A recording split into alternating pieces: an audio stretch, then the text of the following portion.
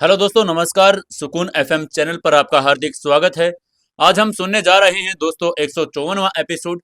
अगर आप पहली बार आए हैं तो चैनल को सब्सक्राइब जरूर कर लें, वीडियो को लाइक करें और ज़्यादा से ज़्यादा अपने दोस्तों तक शेयर जरूर करें। दोस्तों, अगर आपको कहानी अच्छी लग रही है तो आप लोग हमें ज़रूर बताएं कि आप लोग कहानी हमारी कौन से जगह से सुन रहे हैं। तो एक प्यारा सा कमेंट करके बताएं कि आप लोग कहाँ से हैं और अपने जगह और अपने शहर का नाम कमेंट करके ज़रूर बताएं। चलिए, आज के 154वें एपिसोड में मैं मनदीप आपका फिर से स्वागत करता हूं।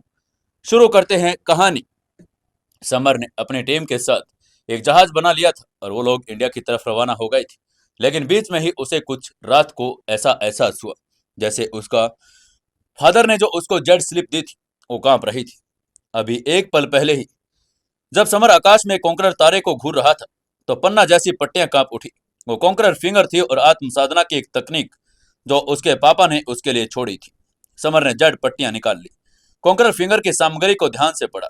कॉन्करर फिंगर स्काई कॉन्करर ऋषि द्वारा विकसित की गई थी और यह विकासवादी तकनीक थी। इसमें 9 तकनीकें शामिल थी और यहाँ तक कि सबसे तकनीक सरल को भी सच्चे आत्म किंगडम लेवल में फर्स्ट स्टेज के फाइटर को आवश्यकता होती थी। कॉन्करर फिंगर अपने अनुरूप पूरे विश्व की लाइफ एनर्जी पर एकाधिकार करके उसे एक उंगली में इकट्ठा कर लेती थी और एक उंगली के इशारे से ही सब कुछ नष्ट हो जाता। और यह भी जाना जाता कि कॉन्करर फिंगर के 9वें स्टेज से एक उंगली के इशारे से एक ग्रह टूट जाएगा। इस उंगली से चंद्रमा और सूर्य भी उलट जाएंगे, यहाँ तक कि समय भी रुक जाएगा। हालांकि समर ऐसा नहीं कर पाया क्योंकि इसके लिए संत लेवल की आवश्यकता थी। समर अब सच्चे आत्म किंगडम के फर्स्ट स्टेज पर था। वो ज्यादा से ज्यादा फर्स्ट फिंगर तकनीक की प्रैक्टिस कर सकता था। समर ने चुपचाप कॉन्करर फिंगर के पहले लेवल को पढ़ना शुरू किया। स्वर्गीय दाव में हजारों दाव शामिल है। अमर के दाव, मोंग के दाव, दानव के दाव, तलवार के दाव, ब्लेड के दाव, अमृत के दाव, और मैंने कॉन्करर के देव का अनुसरण किया। आकाश के नीचे सभी को जीत लिया। दुनिया भर में स्वाइप किया। मैंने स्वर्ग और पृथ्वी के महत्वपूर्ण सार एनर्जी ली, इसे अपने शरीर में इकट्ठा किया। उसी तरह से उसने प्रैक्टिस शुरू कर दी। कॉन्करर का सितारा समर को प्रैक्टिस करते हुए देख रहा था। इससे उसके शरीर में हल्की सी चांदी जैसी रोशनी फैल गई। हालांकि वो चांदी की रोशनी देखने में साधारण थी, पर वो बड़ी पावरफुल थी। उसमें हेवन क्रिएटिव पावर समाहित थी और जिसने समर को मेरिडियंस को चौड़ा और कठोर और स्ट्रॉन्ग बना दिया।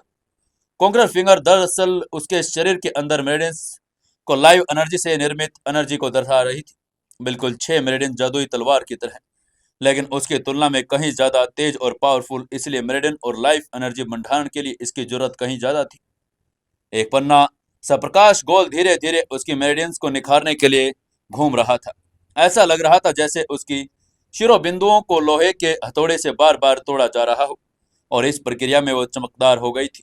समर ने प्रकाश का मार्गदर्शन किया, अपने शरीर के सभी मेरिडियंस को परिष्कृत किया, और हालांकि इस प्रक्रिया में उसे दर्द हो रहा था, फिर भी उसने अपने दांत खींच लिए। उसका शरीर कांपने लगा और चेहरा पीला पड़ गया। तभी मोंक ने उसकी असामान्यता देखते हुए कहा, अरे, ये बॉस को क्या हुआ? फायर दानव किंग का सुंदर सा चेहरा उदास हो गया। उसने मोंक को कड़ी नजर से देखा और कहा, वो कोई साधना तकनीकों की प्रैक्टिस कर रहा है और उसे कोई भी परेशानी नहीं कर सकता। एक शब्द भी मत बोलो, उन समुद्री राक्षसों पर नजर रखो। मोंक ने सिर हिलाया क्योंकि वह जानता था कि फायर दानव किंग सही कह रही है।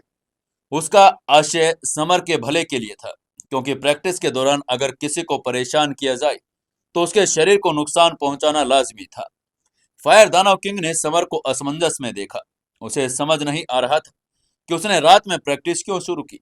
दरअसल समर ने पहले भी दिन के समय में कॉन्करर फिंगर की प्रैक्टिस की थी, लेकिन वो सफल नहीं हो पाया था क्योंकि उसे अपने मेरिडियंस को परिष्कृत करने के लिए कॉन्करर तारे के प्रकाश की आवश्यकता थी।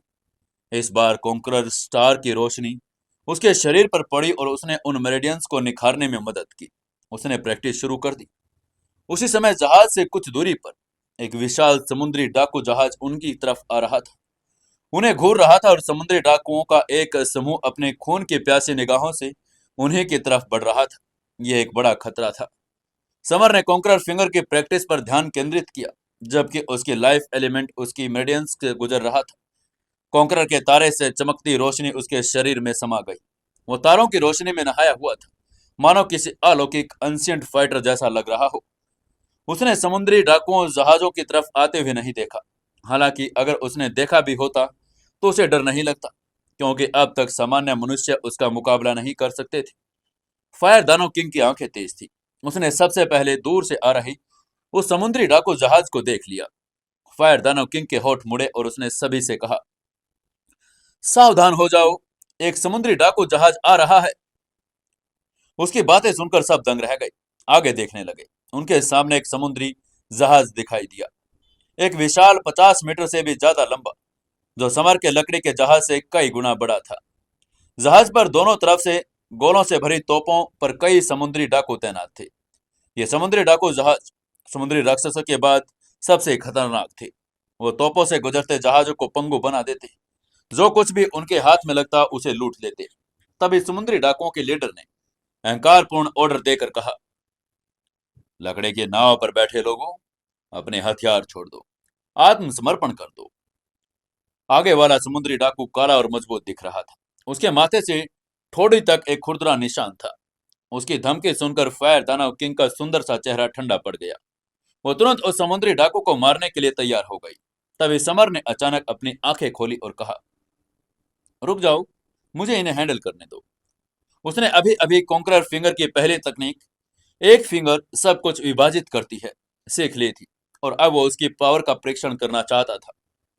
फायर दानव किंग की सुंदर आंखों में जिज्ञासा की रोशनी चमक उठी।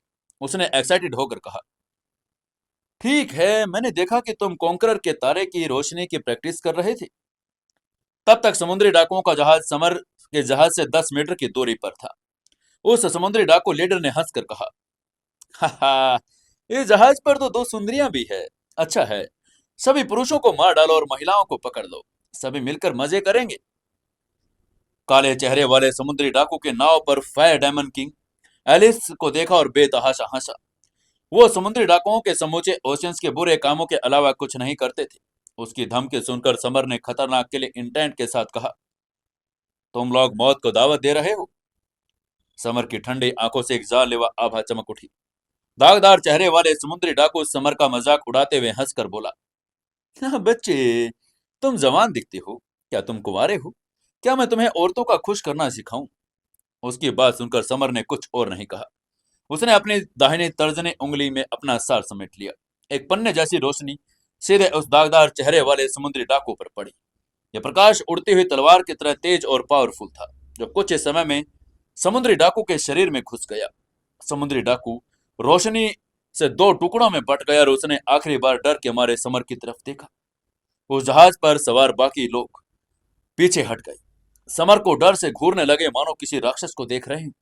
ये युवक बहुत पावरफुल था। उसने एक उंगली से उठाकर ही 10 गुना दूर से ही समुद्री डाकू को मार दिया था। 10 मीटर से अधिक दूरी से इतनी बेढंगी और चुपके से हत्या करने वाली समर की कॉन्करर फिंगर अविश्वसनीय रूप से बड़ी पावरफुल थी। वहीं फायर दानव किंग के सुंदर आंखों में आश्चर्य के स्पर्श दिखाई दिया। उसने थोड़ा हैरान होकर मन ही मन कहा, इतना पावरफुल? जब समर ने कॉन्करर फिंगर का इस्तेमाल किया तो वो भी डर गई। कॉन्करर फिंगर की पहली तकनीक को एक फिंगर का सब कुछ विभाजित करने वाली कहा जाता, क्योंकि इस हमले से सब कुछ आधा हो जाता, ठीक उसी तरह से जैसे स्काफोर्ड समुद्री डाकू हुआ। समर ने आ भरी और धीरे से फुसफुसा कर कहा, कॉन्करर फिंगर दुर्जय है, लेकिन ये बहुत अधिक महत्वपूर्ण सार एनर्जी का उपयोग करती है। हालांकि उसने 10 मीटर दूर से एक आदमी को मार डाला, लेकिन उसकी आधी एनर्जी खर्च हो गई। दूसरे शब्दों में, अपनी वर्तमान पावर के साथ वो कॉन्करर फिंगर का उपयोग केवल 2 बार कर सकता था। फिर भी यह तकनीक सच्चे आत्म किंगडम में अजय थी, और ये समर का आखिरी सहारा होगी, ठीक फायर ड्रैगन मुट्ठी की तरह।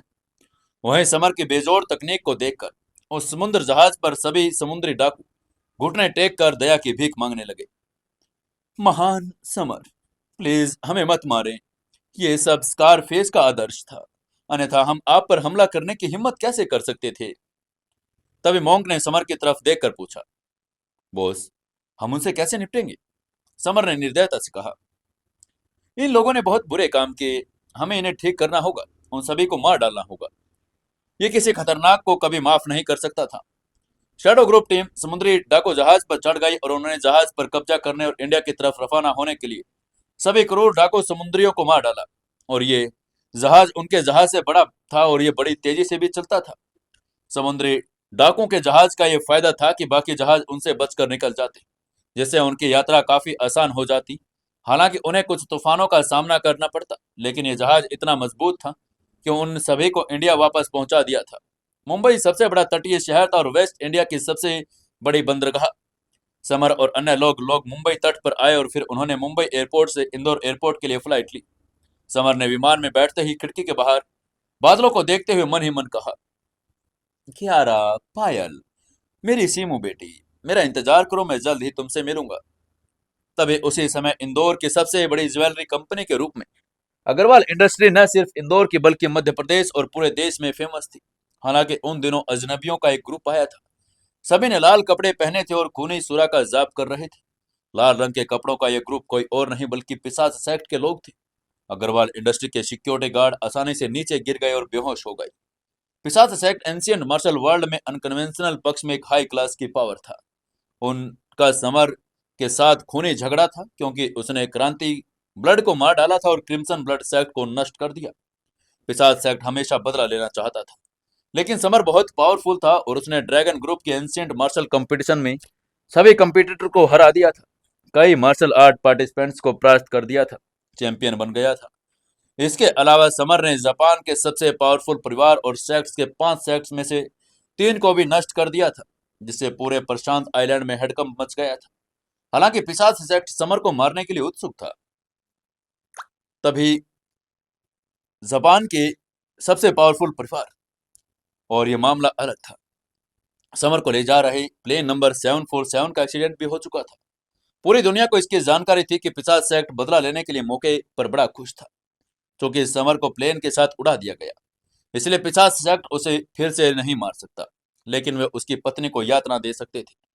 उन्हें पता चला कि समर की पत्नी अग्रवाल इंडस्ट्री की सीईओ के रूप में काम कर रही है। इसलिए पिशाच सेक्ट के यंग मास्टर ने उसे मारने के लिए अपने गुंडों को भेज दिया ताकि एक उदाहरण स्थापित कर सके, जो लोग उन्हें अपमानित करते हैं उनके लिए क्या परिणाम होंगे। वहीं अग्रवाल इंडस्ट्री के सीईओ ऑफिस में कियारा अपनी कुर्सी पर बैठी थी। हालांकि आज वो ड्यूटी पर आई थी, लेकिन जाहिर है समर के प्लेन एक्सीडेंट की वजह से वो कंपनी में काम नहीं कर पा रही थी। वो असल में ऑफिस के फोन पर जिया से बात कर रही थी और ये पता लगाने की कोशिश कर रही थी कि मास्टरमाइंड इसका कौन है। उधर से जिया ने फोन पर कहा, मिस कियारा, हमें इस मामले को ऐसे ही छोड़ना पड़ेगा, अब और जांच पड़ताल मत करो।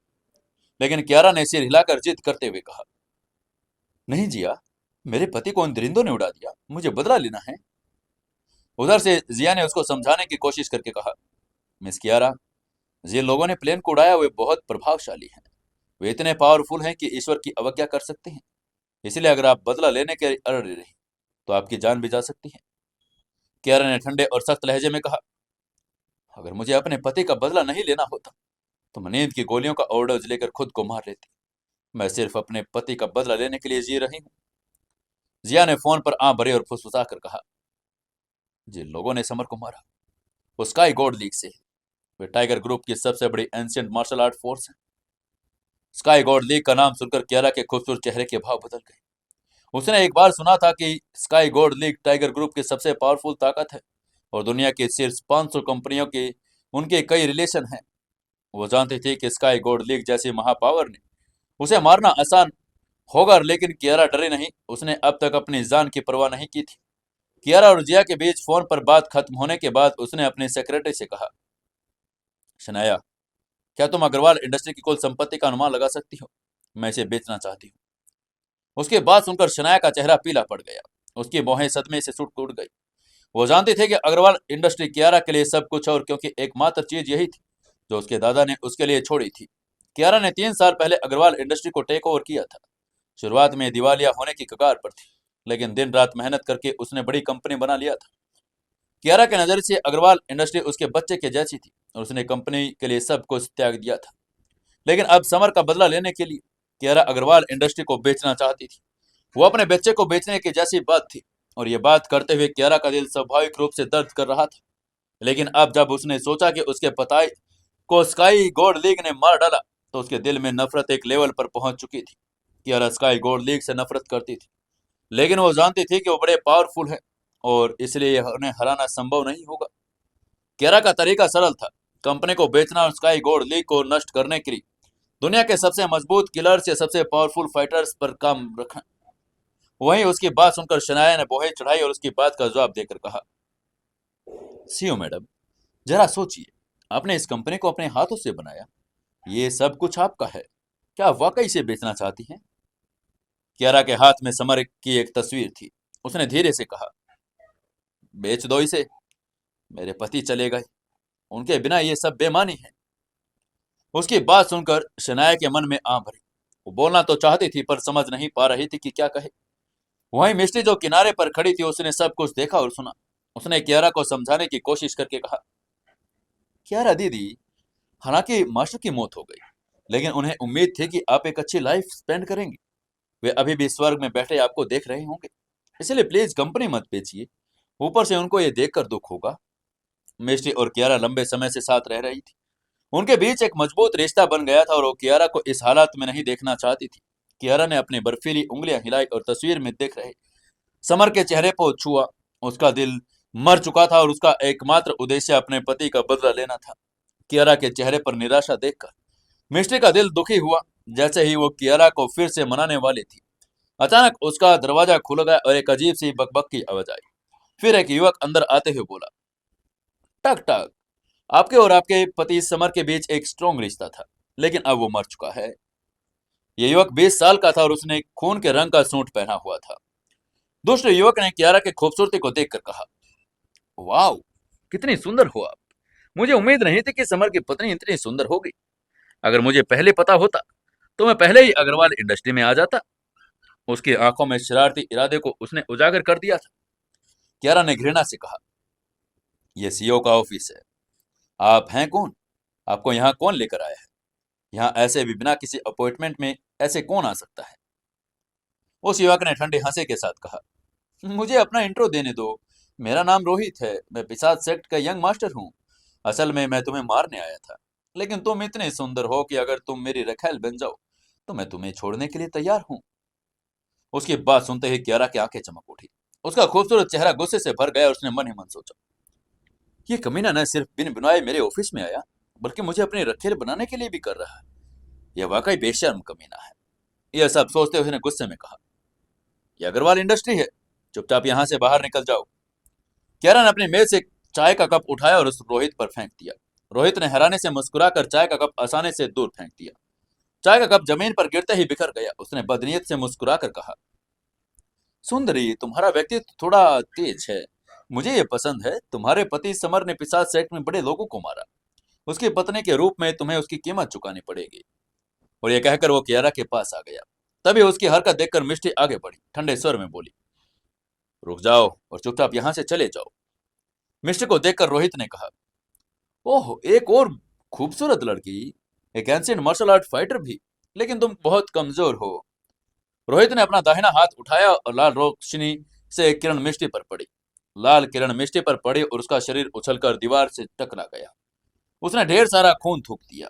तभी कियारा ने चिंता स्वर में पूछा, मिष्टी, क्या तुम ठीक हो? यह पूछते हुए मिष्टी के पास गई और उसका कोमल चेहरा चिंता से भरा हुआ था।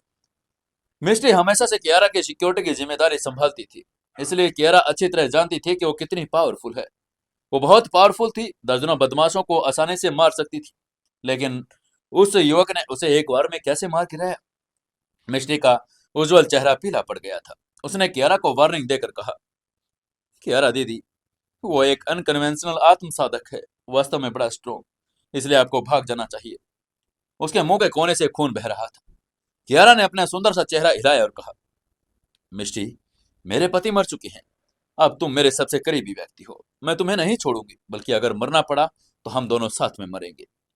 तभी रोहित ने दुष्टता से उसके शरीर को देखते हुए कहा, तुम लोगों का रिश्ता मजबूत है, ठीक है, मैं तुम दोनों को अपनी रखेल बनाऊंगा, मैं तुम दोनों को नहीं मारूंगा। और यह कहकर उनके पास आने लगा। वहीं उधर समर और उसका ग्रुप भी अभी अभी इंदौर एयरपोर्ट पर लैंड कर गया था। जैसे ही फ्लाइट से वो उतरे, समर के दिल में तेज दर्द हुआ। उसको ऐसा लगा कुछ बुरा हो रहा है। समर के मन में बुदबुदाते उसने कहा, क्या कियारा खतरे में है? उसके और कियारा के बीच एक टेलीपैथी कनेक्शन बन चुका था। अगर उनमें से किसी को एक खतरा होता तो उसका दूसरे को महसूस होता। समर बड़ा असहज था। उसने पूरे ग्रुप से कहा, चलो पहले अग्रवाल इंडस्ट्री चलते हैं, मेरी पत्नी का हाल चाल पूछते हैं। उसने एयरपोर्ट से बाहर निकलते ही गाड़ी रेंट पर ली और अग्रवाल इंडस्ट्री की तरफ चल पड़ा। वहीं उसने कियारा के सिक्योरिटी के बारे में चिंतित था। तभी मोंक ने आश्चर्य से समर से पूछा, बोस, ये अग्रवाल इंडस्ट्री के सामने लाल कपड़े पहने कौन इकट्ठा हो गए हैं? उसने देखा कि अग्रवाल इंडस्ट्री के बहुत सारे आगे लोग थे। समर ने कहा, धिक्कार है, ये पिशाच सेक्ट के लोग हैं। वे पागल हो गए हैं क्या? अग्रवाल इंडस्ट्री में आने की उनकी हिम्मत कैसे हुई? आज इन सभी को मारने से कोई नहीं बचा सकता। वो पहले ही समझ चुका था कि अग्रवाल इंडस्ट्री मुश्किल में है। जहां तक बात पिशाच सेक्ट के लोगों की थी, वह समर के लिए परिचित थे, क्योंकि उनने उनके सेक्ट के कई लोगों को मारा था। समर जल्दी से गाड़ी से बाहर निकला और बिजली की गति से आगे बढ़ा। अग्रवाल इंडस्ट्री की बिल्डिंग की तरफ दौड़ा। कंपनी के गेट पर समर ने देखा कि सिक्योरिटी गार्ड बेहोश हो गए थे। कंपनी के सभी कर्मचारी बेहोश थे। जाहिर है पिशाच सेक्ट ने कंपनी के सभी लोगों को अलग तरीका अपनाया। न केवल सिक्योरिटी गार्ड बल्कि बख्तावर समर लीग के सभी लोग बेहोश हो चुके थे। जहां तक स्काई, दानव किंग और पारुल की बात थी, वे अस्पताल में पायल की रक्षा कर रहे थे। लाल लबादा पहने एक आदमी ने समर को रोका और ऊंची आवाज में कहा, आप कौन हैं? ये एरिया निषिद्ध है, आप यहाँ नहीं जा सकते। समर ने उसकी बात का जवाब देकर कहा, मैं अग्रवाल इंडस्ट्री का एम्प्लॉय हूँ। लेकिन उस आदमी ने ठंडे स्वर में कहा, हमारे यंग मास्टर अंदर काम कर रहे हैं। क्या तुम अब भी अंदर घुसने की हिम्मत करोगे? अगर हाँ तो क्या तुम मरना चाहते हो? अब जब और कंट्रोल नहीं कर पाया समर, तो उसने गुस्से में दहाड़ कर कहा, बाहर में जाओ। समर को लगा कि वो आदमी जो कह रहा है वो बड़ा कष्टदायक है। समर को पिशाच सेक्ट के मेंबर को मारते देखकर पिशाच सेक्ट के अन्य मेंबर्स दौड़े। उन्होंने समर पर हमला कर दिया। समर समय बर्बाद नहीं करना चाहता था। उसने सीधे अपनी रेड फायर तलवार निकाली और अपने चारों ओर एक गोलाकार घेरा बना दिया, जिससे तलवार की एनर्जी का एक घेरा बन गया। ये घेरा तुरंत 20 मीटर तक फैल गया था और सभी आदमियों के सिर धड़ से अलग हो गए। एक तलवार और पिशाच सेट के सभी लोग मारे गए।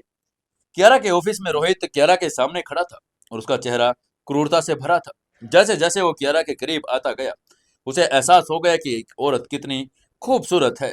कियारा का चुलबुला चेहरा, गोरी त्वचा को देखकर वो गुलाब जैसा था। उसकी आंखें हिमालय के पर्वत जैसी, पत्तों पर सुबह की ओस के बूंदों के जैसी थी। जहां तक उसके फिगर की बात है, वो पतला और सभी को आकर्षित करने वाला था। रोहित ने अपनी आंखें से निकलते गर्म वासना के साथ कहा, ब्यूटी, तुम्हारा पति तो मर चुका है, इसलिए तुम मेरी रखल बनने के लिए सहमत हो जाओ। रोहित एक अनकन्वेंशनल साधना प्रतीक सेक्ट की प्रैक्टिस करता था और इस तकनीक के लिए सुंदर स्त्री खून की आवश्यकता थी। उसने कियारा के भीतर बहते इस स्वादिष्ट खून की गंध को महसूस कर लिया और वो जानता था कि अगर उसे ये स्त्री मिल गई तो उसकी ताकत बड़ी हो जाएगी। तभी कियारा ने घबराई आवाज में कहा, मेरे करीब बताओ, अगर तुम मेरे करीब आए तो मैं खुद को मार डालूंगी। उसने एक छोटा सा ब्लेड निकाला और उसने अपने बर्फीली गर्दन पर रख दिया।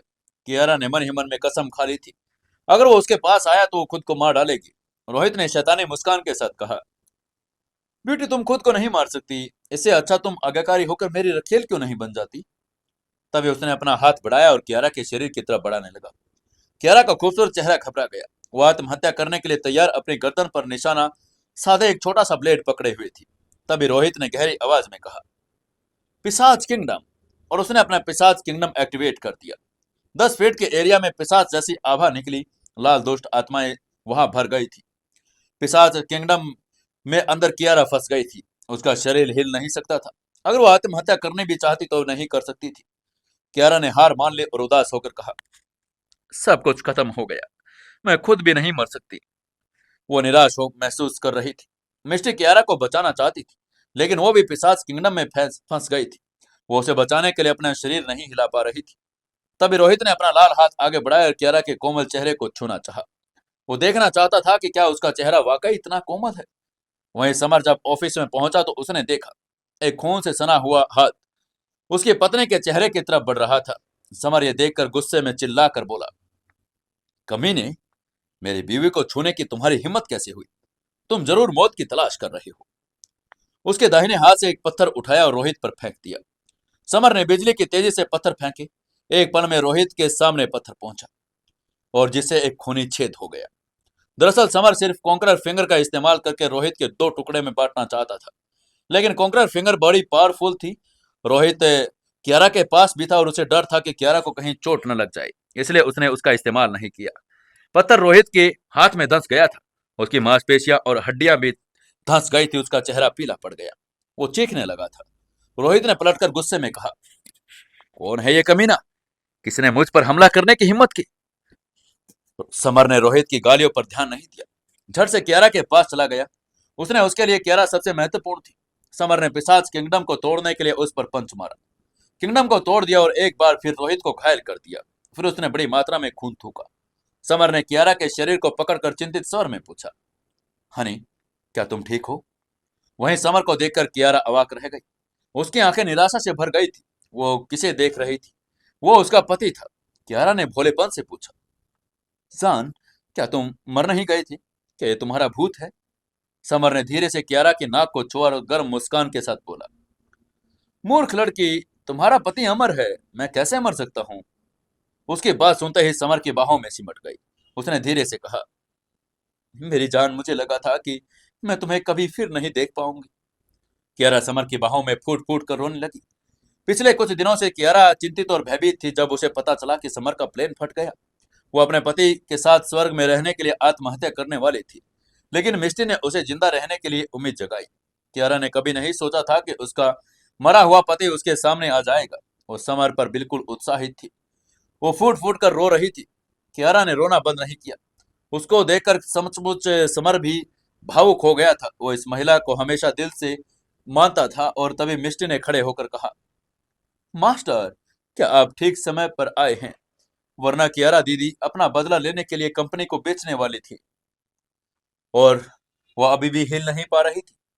उसके आने से ही समर ने पूरे किंगडम को तोड़ दिया था। अपने पत्नी के मन की बात को समझकर समर और भी भावुक हो गया। वो जानता था कि अग्रवाल इंडस्ट्री कियारा के लिए कितनी इंपॉर्टेंट है। यह उसके बच्चे के जैसी थी, जिसने उसे खुद ने हाथों से पाला। हालांकि उसका बदला लेने के लिए वो वास्तव में कंपनी बेचने को तैयार थी। अगर मिस्टी ने उसे बताया नहीं होता तो निश्चित रूप से पता नहीं करता।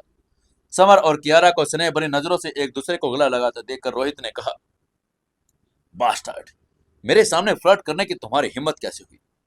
क्या तुम मरने वाले हो? रोहित को कियारा और खुद पर अपमान महसूस करके समर की आंखों में एक ठंडी रोशनी चमक उठी। उसने बिजली की गति से अपना दाहिना हाथ बढ़ाया, रोहित के चेहरे पर जोरदार थप्पड़ मारा। थप्पड़ की आवाज जोरदार थी। रोहित का चेहरा लाल और सूज गया। उसके चेहरे पर हाथ का निशान बड़ा स्पष्ट था।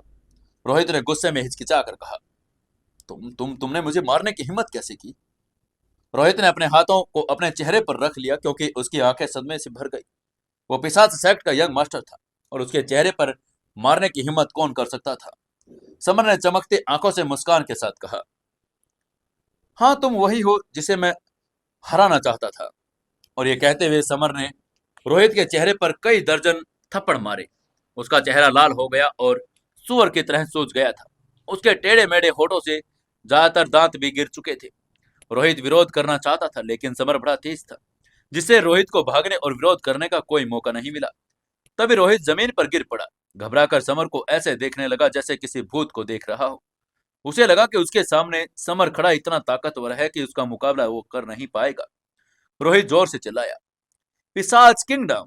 और उसने गहराई से चिल्लाकर समर को फंसाने के लिए अपना किंगडम को एक्टिवेट कर दिया। लेकिन इस बार समर ने बदले में अपने किंगडम को नहीं छोड़ा। इसके बजाय उसने सीधे कॉन्करर फिंगर का इस्तेमाल किया। अपनी तर्जनी उंगली से एक हरी रोशनी छोड़ी। इस हरी रोशनी में एक जबरदस्त ताकत थी। उसने पिशाच सिंह को किंगडम को तुरंत दो हिस्सों में बांट दिया। रोहित हैरान रह गया। उसकी आंखें विस्मय से भर गई और उसकी आंखें चौड़ी करते हुए उसने कहा, असंभव, तुमने मेरे किंगडम से कैसे छुटकारा पा लिया? यह जानना जरूरी था कि किंगडम तकनीकें बड़ी पावरफुल थी और एक बार जब कोई किंगडम तकनीकें बेकार हो जाती तो केवल उसके बराबर या उससे ज्यादा स्ट्रॉन्ग लेवल का दूसरा किंगडम ही उसका मुकाबला कर सकता था। समर ने अभी कौन सी साधना तकनीक अपना ली थी? सिर्फ एक उंगली से उसने एक किंगडम को दो भागों में बांट दिया। समर ने रोहित की बात पर कोई जवाब नहीं दिया, लेकिन वो अंदर ही अंदर बड़ा खुश था। समर के पापा ने उसे कॉन्करर फिंगर दी, जो अमेजिंग थी। हालांकि उसने अभी अभी एक फिंगर सबको विभाजित करने वाली पहली तकनीक सीखी थी, लेकिन यह पहले से ही अजय तकनीक थी, जिसका सामना कोई भी किंगडम नहीं कर सकता था। समर की एक फिंगर से पिशाच सेक्ट दो हिस्सों में बट गया, जिससे रोहित ने भारी मात्रा में खून की उल्टी की। उसने गुस्से में चिल्लाकर कहा, पिशाच ब्लेड! और उसने एक लाल तलवार निकाली और समर पर भयंकर वार कर दिया। लाल रंग का लंबा सा ब्लेड लगभग 1.5 मीटर लंबा, 4 अंगुल चौड़ा था और ब्लेड का शरीर खून की तरह लाल था। उसके हैंडल पर एक शैतानी पिशाच का पैटर्न बना था। समर को मारने के लिए रोहित ने सीधे से अपना सबसे पावरफुल वार किया। पिशाच ब्लेड पर एक तेज भेदी ध्वनि के साथ हवा में चीरता हुआ समर के सिर की तरफ बढ़ा। तभी समर ने तिरस्कार से मुस्कुराते हुए कहा, तुम्हारी स्पीड बड़ी स्लो है, तुम्हारा ताकत भी कमजोर है। उसने 2 उंगलियों से पिशाच ब्लेड को पकड़ लिया। उसका एक्शन देखकर रोहित का चेहरा बदल गया। उसकी आंखें भय से भर गई थी। उसे लगा कि उसके सामने खड़ा समर कोई इंसान नहीं बल्कि बड़ा पावरफुल कोई अलग ही चीज है। रोहित ने जोरदार से चिल्लाकर कहा, तुम्हारी हिम्मत कैसे हुई मेरे ब्लेड को 2 उंगलियों से पकड़ने की? मैं तुम्हारा खून चूस कर सुखा दूंगा। और अब समर का खून चूसना चाहता था। समर ने जोर से दहाड़ लगाकर कहा, भक्षम ब्लड लाइन टोटम। जिससे भक्षम ब्लड लाइन टोटम सीधे तौर पर उत्तेजित हो गया। उसने समर के शरीर पर एक काला भौर बना दिया, बिल्कुल अंतरिक्ष में एक काला चूषण ब्लैक होल की तरह। रोहित अपनी असीम पावर के साथ चिल्लाया, ओह मेरा रक्तसार कैसे निकल गया? कुछ देर में रोहित का रक्तसार समर के द्वारा निकल लिया गया था और वो केवल एक पतला सा शरीर पीछे रह गया। समर के पास अभी भी कुछ पूछने को था, इसलिए उसने रोहित को नहीं मारा। अगर समर के पास कोई सवाल नहीं होता तो रोहित का सारा खून चूस लेता। रोहित ने घबराकर समर को देखते हुए कहा, तुम बिल्कुल इंसान नहीं हो, तुम एक शैतान हो, तुम एक राक्षस हो। रोहित पिशाच सेक्ट का यंग मास्टर था। अगर वो अक्सर दूसरों का खून चूसता था या बहुत सारे बुरे भी काम करता था, उसे लगा कि सबसे भयानक है। लेकिन आज उसने समर को देखा तो उसे एहसास हुआ कि उस समर कहीं ज्यादा भयानक था। समर ने मंद मुस्कान के साथ रोहित को तिरस्कार से देखकर कहा, पिशाच सेक्ट के यंग मास्टर, कितना बड़ा नाम है। क्या तुम मुझे नहीं मारोगे? मैं यहाँ तुम्हारे द्वारा मुझे मारने का इंतजार कर रहा हूँ। रोहित पूरी तरह से अभिभूत था। वो बड़ा दुखी होकर महसूस कर रहा था। समर को मार तो डालना चाहता था, लेकिन ये असंभव बात थी। जब समर ने उसे थप्पड़ मारा तो बिल्कुल रिएक्ट नहीं कर पा रहा था। उसने अपने सारे हमले पहले ही कर लिए थे, लेकिन वो समर के सामने बेकार थे। मिस्टी की सुंदर आंखों में कट्टरता का एक धुंधलापन दिखाई दिया। उसने समर की तारीफ करके मन ही मन सोचा, मास्टर तो पहले से मजबूत हो गए। अभी कुछ देर पहले रोहित ने उसे गंभीर रूप से घायल किया था, इसलिए वो जानती थी कि रोहित कितना ताकतवर है। लेकिन अब चाहे रोहित कितना भी ताकतवर क्यों न हो, समर ने उसे पीट पीट कर घायल कर दिया। उसका टोटम भी निकाल लिया। समर ने एक कमांडिंग पोजीशन लेते हुए रोहित के पीछे कदम रखा और पूछा, मुझे बताओ, पिशाच सेक्ट का हेड ऑफिस कहाँ है? इस बार पिशाच सेक्ट ने कियारा की जान लेने की कोशिश करके एक बड़ी गलती कर दी। उसने पिशाच सेक्ट के हेड ऑफिस को ढूंढकर उन सभी को नष्ट करने का फैसला कर लिया। उसकी आंखों में ठंडी रोशनी देखकर रोहित ने ठंडे स्वर में कहा, तुम क्या चाहते हो? मैं तुम्हें कभी नहीं बताऊंगा कि हेड ऑफिस कहाँ है। तभी समर ने रोहित की छोटी उंगली पकड़ ली, उसे तोड़ दिया। उसने ठंडे स्वर में कहा, ये पहली उंगली है जो मैं तोड़ रहा हूँ। अगर तुम अब भी कुछ नहीं कहोगे तो मैं धीरे धीरे सारी उंगलियां तोड़ दूंगा, फिर तुम्हारे शरीर की हड्डी तोड़ूंगा। रोहित के चेहरे के भाव बदल गए, लेकिन उसका मुंह अभी भी बंद था। समर ने कुछ नहीं कहा, सीधे उसकी 5 उंगलियां तोड़ दी और उसकी सारी उंगलियां टूट गई। समर ने ठंडे स्वर में कहा, रोहित, अगर तुम अब भी कुछ नहीं कहोगे तो मैं तुम्हारी बाकी 5 उंगलियां भी तोड़ दूंगा। इस बार रोहित ने आगे से उससे पूछा, अगर मैं तुम्हें बताऊं कि पिशाच सेक्टर हेड ऑफिस कहाँ है, क्या तुम मुझे जाने दोगे? लेकिन समर ने क्रूरता से उसकी बात का जवाब देकर कहा, नहीं नहीं, बस मुझे बता दो कि पिशाच सेक्टर का हेड ऑफिस कहाँ है, तो मैं तुम्हें तुरंत मौत दे दूंगा। वरना मैं तुम्हारे शरीर की एक एक हड्डियां अलग अलग तोड़ूंगा, तुम्हारे 1000 टुकड़े करूंगा। समर की कड़कड़ाती ठंडक को महसूस करते हुए रोहित ने जल्दी से कहा, प्लीज मुझे 1000 टुकड़ों में मत काटना। मैं तुम्हें बता रहा हूँ कि पिशाच सेक्ट का हेड ऑफिस महाराष्ट्र के ब्लड मून पर्वतों में है। रोहित को आखिरकार पता चल गया कि डर क्या होता है। वो और ज्यादा दर्द और नहीं सहन कर पाता। वो जानता था कि उसके सामने खड़ा समर बड़ा पावरफुल और भयानक है। अगर वो बात नहीं मानेगा तो उसको क्रूर तरीके से मारेगा। इस पर रोहित को पछतावा हुआ। अगर समय पीछे की तरफ जाता तो समर की पत्नी का बदला लेने के लिए इंदौर कभी नहीं आता। रोहित जानता था कि आज उसकी मौत होने वाली है, लेकिन वो अपने छोटे भाई को आसानी से नहीं जाने देगा। अगर उसका भाई उसे इंदौर में आकर कियारा को मारने के लिए न उकसाता तो न उसका दर्द सहन करना पड़ता, न छोटे भाई को यह दुख सहने की जरूरत थी। वही उसकी बात सुनकर समर ने बोही चढ़ाई। उसने इस पहाड़ के बारे में पहले भी सुना था। यह महाराष्ट्र का फेमस पहाड़ था। हालांकि कहा जाता कि इसे सील कर दिया गया, लेकिन यह पिशाच सेक्ट का हेड ऑफिस था। समर ने ठंडी हंसी के साथ कहा, अब तुम नरक में जा सकते हो, चिंता मत करो, बाकी पिशाच सेक्ट के साथी मेंबर भी तुम्हारे पास जल्दी पहुंच जाएंगे। समर ने अपना दाहिना हाथ बढ़ाया और रोहित की गर्दन कुचल दी। समर ने रोहित की गर्दन को तोड़ दिया और उसका जीवन लीला समाप्त कर दिया। पिशाच सेक्ट का यंग मास्टर मारा गया था। मरने से पहले रोहित की आंखों में पछतावा और भय था।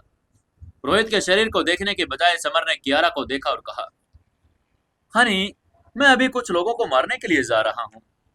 उसकी बात सुनकर कियारा का नाजुक चेहरा उलझन में पड़ गया। कियारा की उलझन देखकर समर ने उसको समझाकर कहा, हनी, पिशाच सेक्ट के लोगों ने तुम्हें मारने की कोशिश की, उन्हें उनकी कीमत चुकानी होगी। मैं इंडिया के सभी सेक्ट्स को बताना चाहता हूँ, जो भी कोई तुम्हें नुकसान पहुंचाने की हिम्मत करेगा, उसे मेरे हाथों का विनाश का सामना करना पड़ेगा। समर की व्याख्या सुनकर काव्या भावुक हो गई और वो जानती थी कि समर बस उसके बारे में चिंतित था, उन लोगों से बदला लेना चाहता था। हालांकि रोहित पहले ही मर चुका था, फिर भी समर के मन में गुस्सा कम नहीं हुआ। कियारा ने सिर हिलाकर कहा, ठीक है, मैं तुम्हारे साथ चलूंगी। हालांकि कियारा का दिल अच्छा था, लेकिन वो सिर्फ लोगों के प्रति दयालु थी। उसे पिशाच सेक्ट जैसे बुरे लोगों के प्रति दयालु होने की जरूरत नहीं थी। अगर समर न होता तो पहले भी मर चुकी होती। समर को कुशलता से काम करना पसंद था, उसे काम टालना पसंद नहीं था। उसने तुरंत कियारा, पर्पल बैट दानव किंग, फायर दानव किंग के साथ महाराष्ट्र के लिए एक हवाई जहाज का टिकट बुक कर लिया। जहां तक बात शैडो ग्रुप टीम की थी, साथ समर उन्हें नहीं लेकर गया क्योंकि उन्हें शहर में रहकर अग्रवाल इंडस्ट्री की रक्षा करने के लिए एम्प्लॉयज के ट्रीटमेंट में मदद थी। समर और कियारा बिजनेस क्लास में बैठे, जबकि पर्पल बैट दानव किंग और फायर दानव किंग उनके पीछे थे। जब फायर दानव किंग ने समर और कियारा को हाथ पकड़े देखा तो उसका कोमल चेहरा असहज हो गया।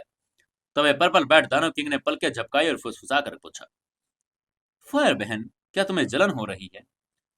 फायर दानव किंग की चमकदार आंखें पर्पल बैट दानव किंग को ठंडी निगाहों से घूर कर बोली, छोटे बैट, अगर तुमने ये बात एक बार और कर तो मैं तुम्हें पिटाई करूंगी।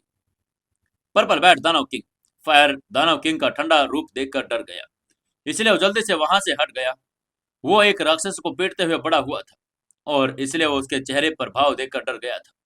तभी पर्पल बैट दानव किंग ने फिर फुसफुसाते कहा, फायर बहन, मेरे मजाक को गंभीरता से मत लो।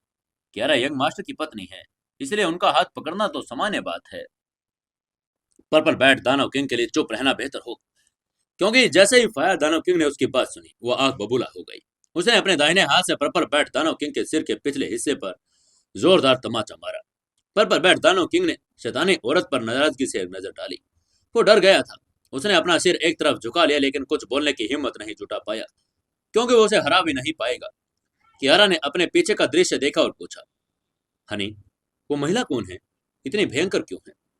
समर ने कियारा का हाथ पकड़ते हुए मुस्कुराकर उसकी बात का जवाब देकर कहा, हनी, उसे फायर दानव किंग कहा जाता है। वो मेरे पिताजी के फॉलोअर्स में से एक है। वो हम में से एक है। बस उसका स्वभाव आग जैसा है। उसे लड़ाई झगड़ा पसंद है। वो शैतान है।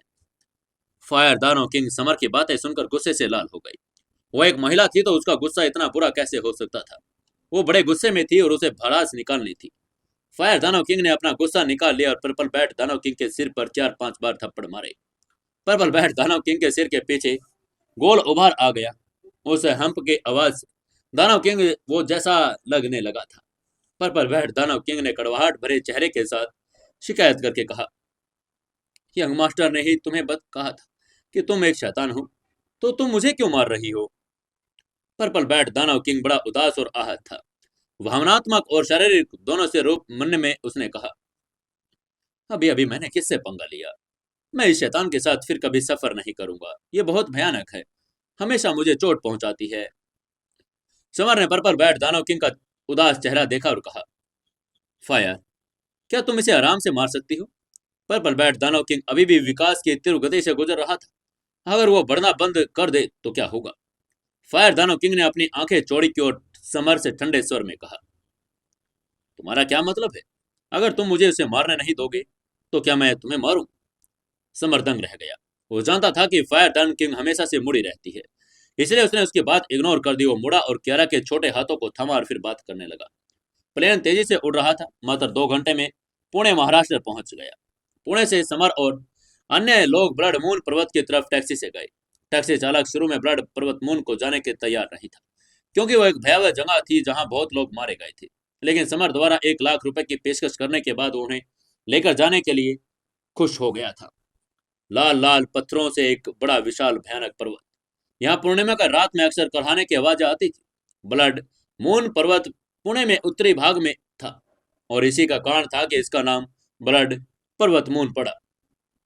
आधे घंटे बाद ड्राइवर ने समर और बाकी लोगों को मून पर्वत पर उतार दिया और तुरंत चला गया। हालांकि समर ने उसे 1 लाख रुपए दिए, फिर भी ड्राइवर घबराया हुआ था। उसने जाने के बाद कियारा ने ब्लड मून पर्वत पर एक तरफ इशारा करके समर से पूछा, जान, ये पत्थर लाल क्यों है? समर ने सिर हिलाकर कहा, ये ब्लड मून पर्वत है, पिशाच सेक्ट का हेड ऑफिस। वो मानव खून चूसते हैं, इसलिए पर्वत पर खून से लथपथ हो जाते हैं। अंततः लाल हो गए। कियारा ने भौहें चढ़ाई और क्रोधित होकर कहा, ये पिशाच सेक्ट वास्तव में बुरी पावर है। समर ने सिर हिलाकर कहा, हाँ, ये दुष्ट है, इसलिए मैं उन्हें खत्म करने जा रहा हूँ। ब्लड मून पर्वत 1000 मीटर से ज्यादा ऊंचा था, लाल लाल पत्थरों से भरा हुआ। उसने एक गहरी बड़ी दुष्ट आत्माओं जैसे आभा भी निकल रही थी। समर और बाकी लोग पहाड़ के तलहटी में पहुंचे थे, जहां पिशाच सेक्ट के 2 मेंबर गश्त कर रहे थे। उन्होंने उसे देखा और घमंड पर चिल्लाकर कहा, रुक जाओ, ये पिशाच सेक्ट का हेड ऑफिस है, यहाँ बाहरी लोगों को आना मना है। समर ने बिना कुछ कहे अपना हाथ आगे बढ़ाया और हथेली से 2 बार तुरंत वार कर दिया, जिससे दोनों गार्ड तुरंत टुकड़े टुकड़े हो गए। समर ने फुर्ती और कुशलता से काम किया। पिशाच सेक्ट के 2 गार्ड मेंबर्स को सिर्फ 2 थप्पड़ों में ढेर कर दिया। इस बार पिशाच सेक्ट के गश्ती दल ने 1 दर्जन सबऑर्डिनेट वहां पहुंचे, पहले से कहीं ज्यादा। उनमें से हर एक में आभा बड़ी तेज थी, लाल लाल कपड़े पहने। उनकी तरफ समर की तरफ देखकर उसने पूछा, तुम कौन हो? हमारे पिशाच सेक्ट के मेंबर्स को मारने की हिम्मत कैसे हुई? समर बकवास करने में बड़ा आलसी था, इसलिए उन आदमियों की तरफ थप्पड़ घुमाया और जो अभी अभी बोल रहा था। वो आदमी उसे रोकना चाहता था, लेकिन समर बड़ा तेज था। समर के हिसाब से पिशाच सेक्ट के सभी मेंबर्स पहले ही मर चुके थे। समर ने उनके लीडर को मारने के बाद पिशाच सेक्ट के बाकी मेंबर्स पर हमला करने के लिए उसी तकनीक का उपयोग किया, जल्दी से उन सभी को खत्म कर दिया। इसके बाद समर ने मुस्कुराते हुए अपने साथियों से कहा, आओ हम पिशाच सेक्ट विला में चलते हैं। रास्ते में पिशाच सेक्ट कुछ और सब ऑर्डिनेट्स ने समर पर हमला किया, लेकिन कोई भी जिंदा नहीं बच पाया। कियारा की वजह से समर बड़ा गुस्से में था। आज नरसंहार हो रहा था। पिशाच सेक्ट के हर एक व्यक्ति को मारना जरूरी था। समर पहाड़ के रास्ते पर एक विला तक पहुंचा और एक विशाल महल नुमा इमारत थी, जिसके ठीक सामने एक चौकोर खुला मैदान था। चौक के अंदर पिशाच सेक्ट के सेक्ट मास्टर एल्डर्स ने बाकी बचे मेंबर्स को बाहर निकाल दिया, क्योंकि वह पहले से ही सेक्ट को चैलेंज करने व्यक्ति को जानते थे। पिशाच सेक्ट का सेक्ट मास्टर देवराज ब्लड नाम का एक 50 वर्ष का व्यक्ति था। उसका चेहरा पतला और खून के जैसा लाल था, जो उसकी अनकन्वेंशनल साधना तकनीक का परिणाम था। उसकी रक्त लाल आंखें खतरनाक किलिंग इंटेंट से भरी हुई थी। विला की तरफ जाने वाले ढलान पर पिशाच सेक्ट के मेंबर्स की दुखद मौत को देखकर देवराज का चेहरा ठंडा पड़ गया और एक पावरफुल आभा फैल गई। समर की भौहें आश्चर्य से फड़क उठी। उसने धीरे से फुसफुसा कर कहा, ये सेक्ट मास्टर तो वास्तव में सच्चे आद किंगडम लेवल मिड स्टेज का फाइटर है। हालांकि देवराज एक सच्चे किंगडम लेवल के मिड स्टेज का फाइटर था, समर डरा नहीं था। उसकी वर्तमान पावर अब फर्स्ट स्टेज पर पहुंच गई थी। देवराज का चेहरा उदास हो गया था। उसने ठंडे स्वर में पूछा, तुम कौन हो और तुमने मेरे पिशाच सेक्ट के मेंबर्स को क्यों मारा? समर ने गर्व से कहा, देवराज, मैं समर हूं, वही व्यक्ति जिसने तुमने मारने के लिए अपने सेक्ट के मेंबर्स यंग मास्टर रोहित को ऑर्डर दिया। देवराज का चेहरा नाटकीय रूप से बदल गया। उसने जोर से कहा, समर की मृत्यु एक विमान विस्फोट में हुई। आप समर कैसे हो सकते हैं? समर ने उसकी तरफ देखकर कहा, खैर मैं तो बच गया। आपने अपने बेटे को मेरी पत्नी को मारने के लिए भेजा, इसलिए मैंने सोचा कि मुझे आपसे मिलना चाहिए। उसकी बात सुनकर देवराज ने कहा, मेरा बेटा रोहित? समर ने ठंडे स्वर में कहा, उसको तो मैंने पहले ही नर्क में पहुंचा दिया। उसकी बात सुनकर देवराज ने सदमे में कहा, ओह, मेरा बेटा। हालांकि उसके 2 बेटे थे, लेकिन वो अपने सबसे बड़े बेटे रोहित को सबसे ज्यादा इंपोर्टेंस देता था। वो प्रतिभा के साथ पैदा हुआ था, अच्छी ताकत रखता था, लेकिन अब उसे समर ने मार डाला। उसका दिल गुस्से ज्वालामुखी की तरफ फट पड़ा। देवराज ने गुस्से में चिल्ला कर कहा, समर, तुम्हारी हिम्मत कैसे हुई मेरे बेटे को मारने की? मैं तुम्हें मार डालूंगा। वो कूद गया और गुस्से में समर की तरफ दौड़ा। देवराज हवा में था, अपने दाहिने हाथ से वार करने लगा। उसके हथेली का जवाब देने के लिए समर का दाहिना हाथ घुमा और उसने रेड फायर तलवार निकाल ली। उसने तलवार को अपनी छाती के सामने रखा और जिससे देवराज के हमले के विरुद्ध एक तेज तलवार तकनीक निकल गई। लंबी तलवार हवा में फैल गई। 20 मीटर लंबी तलवार की एनर्जी अंतरिक्ष रूप में तैर गई, जिससे एक बड़ी दरार पड़ गई। ये लाल रक्त हथेली पर जोर से लगी और उसे चोरकर पूरी तरह से फट गई। देवराज ने अपना मुंह खोला और मुंह भरकर खून थूका, जिससे उसका चेहरा पीला पड़ गया। उसकी हथेलियों पर तलवार का निशान रह गया, क्योंकि तलवार ने उसकी त्वचा और मांसपेशियों को चीर दिया था, जिससे अंदर की हड्डियां दिखाई देने लगी थी। जब समर ने ज्वालामुखी तलवार तकनीक को लागू कर दिया था, तो भले ही देवराज अब मिड स्टेज का फाइटर हो, लेकिन फिर भी वो समर का मुकाबला नहीं कर सकता था। तब इस सेक्ट के बाकी एल्डर्स में से एक ने आगे आकर कहा, सेक्ट मास्टर, समर बहुत पावरफुल है, आइए हम एक व्यू रचना का उपयोग करें। पिशाच सेक्ट का हेड समर की तलवार के वार की ताकत देखकर हैरान रह गया था। उसने अनुमान लगा लिया कि वो बड़ा पावरफुल है, इसलिए उन्हें एक व्यू रचना होगा। देवराज का चेहरा उदास हो गया। उसने अपने पीछे खड़े 3 एल्डर्स से कहा, जल्दी से व्यू रचना तैयार करो। और इस समय तीनों एल्डर्स और देवराज चारों स्थान पर खड़े हो गए। एक चौकोर ब्लड ग्रुप बना दिया। व्यू रचना कई प्रकार के थे। कुछ स्पिरिचुअल हथियार, लाइफ पावर रत्न और व्यू मास्टर्स निर्मित द्वारा किए जाते थे। पिशाच व्यू रचना व्यू मास्टर्स द्वारा निर्मित एक संरचना थी। पिशाच व्यू रचना लोगों को फंसा सकती थी, उन्हें भ्रमित कर सकती थी, जिससे उनके जीवन का सार प्रभावित हो जाता। समर पिशाच व्यू संरचना में बीच खड़ा था और ये महसूस करते हुए कि उसका इंपोर्टेंट सार बाधित हो गया, लेकिन उसने चिंता नहीं की। तब एक विशाल दुष्ट आत्मा का निर्माण हुआ और वो समर की तरफ दौड़ गई। वो उसे मारना चाहती थी, क्योंकि वो व्यू रचना के बीच खड़ा था। उसको देखते ही समर ने अपनी रेड फायर तलवार को म्यान में रख लिया, क्योंकि वो जानता था उसकी तलवार इस सच्चे आत्म किंगडम लेवल के टॉप स्टेज के भूत सेनापति का प्रभाव कम पड़ेगा। देवराज ने व्यू के सेंटर में खड़े समर को देखा और क्रूरता से कहा, समर, भूत सेनापति सच्चे किंगडम लेवल के टॉप स्टेज पर है। अब तुम्हें मरने से कोई नहीं बचा सकता। समर देवराज पर ध्यान देने में बड़ा आलसी था। उसके हाथ में अभी भी इस्तेमाल करने के लिए कई तुरूप के पत्ते थे। समर सच्चे आत्म किंगडम के बीच ये कहा जाता कि वह अजय था और उसका मुकाबला कोई नहीं कर सकता। तभी समर ने ठंडे रूप में चवर चिल्लाकर कहा, conqueror finger, finger splits all तकनीक। और उसकी इंपोर्टेंट सार एनर्जी उसके मेडियंस के माध्यम से उड़ गई, उसकी उंगली पर इकट्ठा हो गई। उसने उसे भूत सेनापति की तरफ इशारा किया। एक हरे रंग की रोशनी बिजली की तरह तेजी से प्रकट हुई, अंतरिक्ष को चीरती हुई सीधे भूत सेनापति के शरीर पर टकरा गई। कॉन्करर फिंगर ने सच्चे आत्म किंगडम के टॉप स्टेज के भूत सेनापति को सीधे 2 भागों में विभाजित कर दिया, जिससे वो हवा में गायब हो गया। 7 येलो फिस्ट से स्ट्रेंगल हेल फिस्ट का मुकाबला नहीं किया जाता, तो समर की यह तकनीक का ताकत का प्रमाण था। स्ट्रेंगल हेल फिस्ट ने जगह को चीरते हुए तीसरे एल्डर के शरीर पर जोरदार प्रहार किया। फौरन उसकी पसलियां टूट गई और जमीन पर गिर पड़ा। उसका चेहरा बुरी तरह से पीला पड़ गया था, उसके मुंह से खून बह रहा था। समर ने एक ही पंच में फायर एम्परर सेक्ट के तीसरे एल्डर को भी पराजित कर दिया था। उसी पल समर ने उसी की तरफ देखा। उसकी आंखों में अविश्वास भरा था। तभी समर ने शिवांगी के पास जाकर कहा, मिस शिवांगी, क्या तुम ठीक हो? शिवांगी ने धीरे से कहा, मैं ठीक हूं, लेकिन तुम यहाँ क्या करने आए थे? समर ने कुछ अपने आने का कारण समझाकर कहा, मैं तुम्हारे पापा के लिए जीवन वर्धक अमृत बनाने के लिए यहाँ आया हूँ। हालांकि मुझे बाहर से खून की गंध आ रही थी, इसलिए मैं जल्दी से यहाँ आ गया। शिवांगी भावुक हो गई थी। उसने उम्मीद नहीं की थी कि समर यहाँ उसके पिता को बचाने आएगा। तभी किसी ने बोहें चढ़ाकर बीच में बोलकर कहा, समर, आप इंडिया के एंशिएंट मार्शल वर्ल्ड के सबसे मजबूत आदमी हैं। ये फायर एम्परर सेक्ट का मामला है। फायर एम्परर सेक्ट के सीनियर होने के नाते। और समर ने पहले भी उसे देखा था। समर ने कितंबर को हल्के से देखा और ठंडे स्वर में कहा, आपने कहा कि मुझे दखल अंदाज नहीं करना चाहिए, क्योंकि ये फायर एम्परर सेक्ट का इंटरनल मामला है। लेकिन आपने भी तो तलवार मंडप के मेंबर्स के साथ मिलकर साजिश रची। समर की बातें सुनकर कितंबर के चेहरे के भाव बदल गए। वो कुछ नहीं कह सका, क्योंकि उसने तलवार मंडप के लिए साजिश रची थी। जहां तक तलवार मंडप के साथ उसके षड्यंत्र का सवाल था, तो वह बहुत सीधा था और अकेले फायर एम्परर सेक्ट के सेक्ट मास्टर को नहीं हरा सकता था। अपने सेक्ट के उल्लेख पर तलवार मंडप के तीसरे एल्डर ने आगे आते हुए तिरस्कार से कहा, समर, यह मत सोचो कि तुम अजय हो और तुमने फायर एम्परर सेक्ट के तीसरे एल्डर को हरा दिया।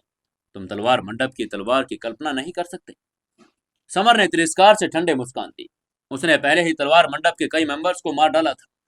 अरे हाँ, समर ने एक बार तलवार मंडप के तीसरे एल्डर को मार डाला था, और ऐसा लग रहा था कि तलवार मंडप का तीसरा एल्डर नया नियुक्त हुआ था। समर ने ठंडे मुस्कान के साथ कहा, सच कहूं तो तलवार मंडप मेरी नजर में कुछ भी नहीं। अगर तुमने मुझे गुस्सा दिलाया तो मैं तुम्हें भी नष्ट कर दूंगा। हाँ, तलवार मंडप पावरफुल था। वे इंडिया में एक सुपर क्लास पावर थे। तलवार मंडप का तीसरा एल्डर आग बबूला हो गया। उसकी आंखें गुस्से से भर गई क्योंकि उसे यकीन नहीं हो रहा था समर तलवार मंडप का अपमान करने की हिम्मत करेगा। तलवार मंडप के तीसरे एल्डर के रूप में स्वाभाविक रूप से उसे अपने सेक्ट की रेपुटेशन की रक्षा करने की आवश्यकता थी। तीसरे एल्डर ने खतरनाक किलिंग इंटेंट से भरे ठंडे मुस्कान के साथ कहा, समर, तुमने तलवार मंडप का अपमान किया। मैं आज तुम्हें मार डालूंगा। तीसरे एल्डर ने अपनी लंबी तलवार निकाली और समर की तरफ तान दी। ये एक लंबी काली तलवार थी जो एक हाई क्लास स्पिरिचुअल हथियार थी। तीसरे एल्डर ने अपनी तलवार से वार करते हुए उदाकर कहा, बवंडर तलवार तकनीक। तलवार एक काले बवंडर में बदल गई जो हवा को चीरते हुए समर की तरफ बढ़ी और जो कि उसके ओपोनेंट को अनगिनत टुकड़ों में काट देती। समर की आंखें चमक उठी जब उसने आकाश में अनगिनत बवंडर देखे जो बवंडर की तरफ घूम रहे थे। समर को अचानक तीसरे हमले की समझ का प्रेरणा मिल गया। ज्वालामुखी विस्फोट तकनीक इन बवंडरों के समान थी और सिर्फ ये बात अजीब थी कि ज्वालामुखी से लावा निकल सकता था। कहना ही पड़ेगा कि समर बहुत जल्दी से सीखता था और उसने ज्वालामुखी विस्फोट तकनीक को समझने के लिए बवंडर तलवार तकनीक के संकेत ले लिए। जैसा कि कहा जाता, दूसरों से सीखना कुछ सीखा जाता, चाहे सामने वाला दोस्त हो या दुश्मन, कुछ ना कुछ तो सीखना चाहिए। समर ने गंभीरता से कहा, वाह, तलवार की तकनीक समझने में मेरी मदद करने के लिए धन्यवाद। सम्मान के संकेत के रूप में मैं आप पर तीसरी तलवार तकनीक का पावर आजमाऊंगा। समर ने अपनी रेड फायर तलवार निकाली और जोर से चिल्लाकर कहा, ज्वालामुखी विस्फोट। दोनों तलवारों की तकनीकें जोर से धमाके के साथ टकरा गई। बवंडर पूरी तरह से नष्ट हो गया था। ज्वालामुखी लावा उजय हो गया था। लावा का भयानक पावर के साथ तीसरे एल्डर की तलवार को अनगिनत टुकड़ों में उसने तोड़ दिया। तलवार मंडप के तीसरे एल्डर के सीने में एक बड़ा सा छेद आ गया था और तलवार मंडप के तीसरे एल्डर, एक सच्चे आदम किंगडम लेवल के मिड स्टेज के फाइटर की ऐसे मौत हुई। पूरा हॉल सन्नाटे से भर गया। ये शायद भाग्य ही था। समर फायर एम्परर सेक्ट के तीसरे एल्डर को हराने में कामयाब रहा, लेकिन यह भयानक था कि तलवार मंडप के तीसरे एल्डर को अपने तलवार के एक ही वार में हराने में सक्षम था। समर ने उत्साह से कहा, जैसा कि एक टॉप लेवल स्पिरिचुअल हथियार से उम्मीद की जाती, यह तलवार तकनीक का बड़ा पावरफुल है। उसने अपनी रेड फायर तलवार की दूसरी मोहर भी खोली थी, लेकिन वो पहले से बड़ी पावरफुल थी। अगर तीनों मोहर खुल जाए तो वो और भी ज्यादा पावरफुल हो जाए। वहीं समर की ताकत देखकर कितंबर का चेहरा उदास हो गया। उसने समर को गुस्से भरी भावनाओं और भय की आंखों से देखा। समर बड़ा पावरफुल था। कितंबर ने ऊंची आवाज में कहा, समर, अगर आप फायर एम्परर सेक्ट के मामलों में दखल नहीं देते तो मैं आपको पिछले 1000 वर्षों में फायर एम्परर सेक्ट द्वारा जमा की गई सभी खजाने दे सकता हूँ। Fire emperor sect super class force थी। उसके पास बड़ी टेक्निक थी। कितंबर की नजर में फायर एम्परर सेक्ट के खजाने सेक्ट मास्टर के पद जितने इम्पोर्टेंट नहीं थे। इसके बिना भी वो सेक्ट मास्टर के रूप में बड़े जमा कर सकते थे। उसकी बात सुनकर शिवांगी के चेहरे के भाव बदल गए। उसे डर था कि समर कितंबर की आकर्षक शर्त मान लेगा। तभी समर ने हल्के से मुस्कुरा कर कहा, कितंबर, शिवांगी मेरी दोस्त है। अगर आपने मुझे इस सेक्ट के पोस्ट देने का वादा किया तो मैं दखल दूंगा। अब मैं आज शिवांगी की मदद करने के लिए यहाँ आया हूँ। समर की बातें सुनकर शिवांगी का चेहरा लाल हो गया। तभी कितंबर ने ठंडी मुस्कान के साथ कहा, समर, अगर तुम नहीं जानते तो तुम्हारे लिए क्या बेहतर है, तो तुम्हारे साथ जो भी होगा उसके लिए मुझे दोष मत देना। लेकिन समर ने हल्के से मुस्कुराकर अहंकार से कहा, कितंबर, ये मत कहना कि मैंने तुम्हें मौका नहीं दिया। मैं केवल एक उंगली का उपयोग करूंगा। अगर तुम मेरे हमले को रोक सकते हो तो मैं तुरंत चला जाऊंगा। उसकी बात सुनकर कितंबर जोर से हंसने लगा, मानो अभी अभी कोई मजेदार चुटकुला सुना हो। ये एक सच्चे आत्म किंगडम के टॉप स्टेज का फाइटर था। वो समर की उंगली कैसे नहीं रोक पाएगा। यहाँ तक कि फायर एम्परर सेक्ट के अन्य स्टूडेंट्स में नहीं सोचा। समर बड़ा घमंडी हो गया है। तभी समर की तरफ देखते हुए एक लड़के ने कहा, समर बहुत घमंडी है, चाहे वो कितना भी पावरफुल क्यों ना हो। एक ही वार में एल्डर को कैसे हरा देगा। उसके पास खड़े लड़के ने कहा, हाँ, एल्डर तो सच्चे लेवल पर टॉप के फाइटर हैं। मुझे विश्वास नहीं हो रहा कि समर ऐसा भी कर सकता है। उसके पास खड़े एक आदमी ने कहा, मुझे भी उसकी बातों पर विश्वास नहीं। मुझे लगता है कि वो शेख ही भगा रहा है। शिवांगी के आकर्षक चेहरे पर चिंता की झलक आ गई। उसने समर की तरफ देखकर कहा, समर, हालांकि एल्डर दुष्ट है लेकिन फिर भी वो बड़ा पावरफुल है। तुम एक उंगली से कैसे हरा दोगे। समर ने हल्के से उसकी बात का जवाब देकर कहा, मिस शिवांगी, मुझे अपनी गलती सुधारने दीजिए। मैं उसे हराने नहीं जा रहा, मैं एक उंगली से उसे मारने जा रहा हूँ। शिवांगी ने अपने आकर्षक आंखें झपकाई। वो थोड़ी अवाक रह गई। कहीं समर ज्यादा घमंडी तो नहीं हो गया? वो यही सोच रही थी। किदंबर ने अपनी आंखों से तिरस्कार के भाव के साथ एक ठंडी मुस्कान देकर कहा, समर, तुम घमंडी हो। मुझे सिर्फ एक उंगली से मारने को सोच रहे हो। यहाँ तक कि फायर एम्परर सेक्ट का सेक्ट मास्टर भी ऐसा करने का दावा नहीं कर सकता। फायर एम्परर सेक्ट के एल्डर के रूप में वो सच्चे आत्म किंगडम के टॉप स्टेज की साधना का फाइटर था। उसे नीचा नहीं दिखाया जा सकता। एक आत्म साधक के लिए सबसे इम्पोर्टेंट चीज उसका चेहरा था। वहीं आसपास खड़े सभी आत्म साधक समर को तिरस्कार भरी नजरों से देखकर गर्मा गर्म बहस करने लगे थे। उनमें से एक अधेड़ उम्र के आदमी ने कहा, समर आग से खेल रहा है। एल्डर की इंसल्ट करने की उसने हिम्मत कैसे की? उसके पास खड़े आदमी ने कहा, हाँ, तुम सही कह रहे हो। एल्डर उसे 2 टुकड़ों में काट देगा। वहीं पहले आदमी ने कहा, हम पहले एल्डर के फॉलोवर हैं, इसलिए सब कुछ हमारा है। पहले एल्डर समर को हराने और सेक्ट की पोस्ट छीनने के बाद हम पुरस्कार करेंगे। वो स्पष्ट रूप से पहले एल्डर के पक्ष में थे। फायर एम्परर सेक्ट पर कब्जा करने में अपने रास्ते में आखिरी बाधा को दूर करने के लिए अंधविश्वास कर रहे थे। पहला एल्डर एक पावरफुल आभा बिखेर रहा था, जो केवल सच्चे आत्म किंगडम के टॉप स्टेज में किसी व्यक्ति की हो सकती थी। फायर एम्परर सेक्ट का पहला एल्डर क्रोध से चिल्लाया, मानो इस जोरदार चीख के साथ अपना सारा क्रोध निकाल देना चाहता हो। कितंबर के शरीर पर हल्के हल्के रंग की रोशनी निकली। फायर एम्परर सेक्ट के टॉप अनूठी तकनीक थी और जो असाधारण रूप से पावरफुल थी, विकसित होने में भी सक्षम। पहले केवल सेक्ट मास्टर और शिवांगी भी इस तरह की अनोखी तकनीक सीखने के हकदार थे। शिवांगी का सुंदर चेहरा बदल गया था। उसने जल्दी से समर को वार्निंग देते हुए कहा, समर, सावधान रहो। यह फिंगर तकनीक बड़ी पावरफुल है। यह शरीर में एक बड़ा छेद कर सकती है। शिवांगी ने एक बार तकनीक सीखी थी और निश्चित रूप से जानती थी कि कितनी पावरफुल है। शरीर के अंदर इंपोर्टेंट सार को खत्म कर सकती है। लेकिन समर ने शिवांगी को हल्की मुस्कान दी। उसे बताया कि वो एक हाथी के सामने एक चींटी की तरह दिखावा कर रही है। पहला एल्डर अपनी क्षमता के बारे में अतिशोक्ति था। चिंता करने की कोई जरूरत नहीं। इसमें कोई शक नहीं कि समर कॉन्करर फिंगर का इस्तेमाल कर सकता था, जो कि कॉन्करर द्वारा सिखाई गई अजय फिंगर तकनीक थी। जब कोई कॉन्करर फिंगर के 9वें फिंगर तकनीक में निपुण हो जाता, तो वह प्रहार को नष्ट कर देता। समर जोर से चिल्लाया, फिंगर स्प्लिट ऑल तकनीक। समर ने अपनी दाहिनी तर्जनी उंगली को फैला दिया और सारा सार को नोक पर इकट्ठा किया। हालांकि वन फिंगर स्प्लिट्स ऑल तकनीक हरी रोशनी फायर एम्परर के समान दिखती थी, लेकिन पूर्व वाले अधिक मजबूत और अधिक पावरफुल थी। कॉन्करर फिंगर की हल्की रोशनी फायर एम्परर तकनीक की तरफ निकली और उसे तुरंत नष्ट कर दिया। लगभग तुरंत ही कॉन्करर फिंगर एक हरे रंग के तेज धार में बदल गई। पहले एल्डर के शरीर 2 टुकड़ों में बट गया। उसकी आंखें धीरे धीरे भय से भर गई।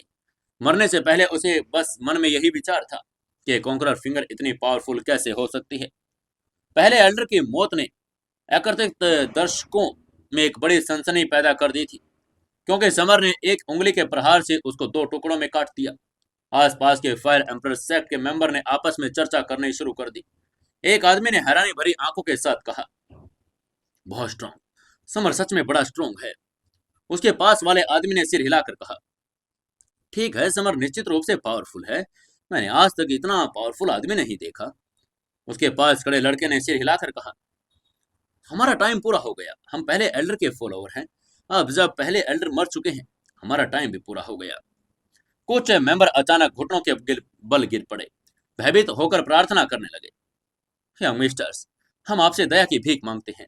हम अंधे थे। हमने पहले एल्डर को फॉलो नहीं करना था।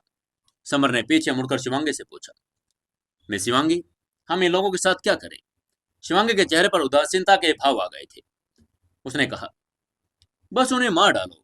जो मुझे मारने का इरादा रखते हैं, हम उन्हें कैसे छोड़ सकते हैं? समर के शब्द सुनकर सिर उसने हिला दिया। वो अभी भी गद्दारों से नफरत करता था। समर ने रेड फायर तलवार निकाली और पहले एल्डर के पीछे खड़े सभी मेंबर्स को मार दिया। तलवार की एनर्जी फैलती हुई 20 मीटर चौड़ी हो गई। तलवार के एक ही वार में पहले एल्डर के पीछे चल रहे सभी लोग मारे गए। शिवांगी का चेहरा प्रशंसा से भर गया। उसने समर के प्रति अपना आभार व्यक्त किया और कहा, समर, शुक्रिया। अगर आज तुम नहीं आती तो मैं निश्चित रूप से मर जाती। समर ने अपना हाथ हिलाया और मुस्कुराते हुए कहा, हम दोस्त हैं, इसलिए आपकी मदद करना मेरा फर्ज है। तभी अचानक शिवांगी को अपने पिता का ख्याल। उसने जल्दी से कहा, नहीं नहीं, मैं तो भूल ही गई कि पिता और दूसरे एल्डर अभी जेल में बंद हैं। समर ने हल्के से मुस्कुरा कर कहा, कोई बात नहीं, मैं तुम्हारे पिता को बचाने के लिए तुम्हारे साथ चलूंगा। कुछ देर के बाद वो जेल में पहुंच गए। वो एक विशाल काल कोठरी थी। दो लोग वहां बैठे थे और मजबूत लोहे की जंजीर बाहर थी। सामने बैठा आदमी अधेड़ उम्र का था। उसका चेहरा पीला पड़ा हुआ था, लेकिन समर उसे देखकर बड़ा उत्साहित था। क्या अब समर उसे बचा पाएगा? क्या होगा आगे की कहानी में जानने के लिए जुड़े रहिए अपनी कहानी सीक्रेट घर जमाई के साथ। दोस्तों, कहानी को ज्यादा से ज्यादा शेयर करें, कमेंट करें और लाइक जरूर करें।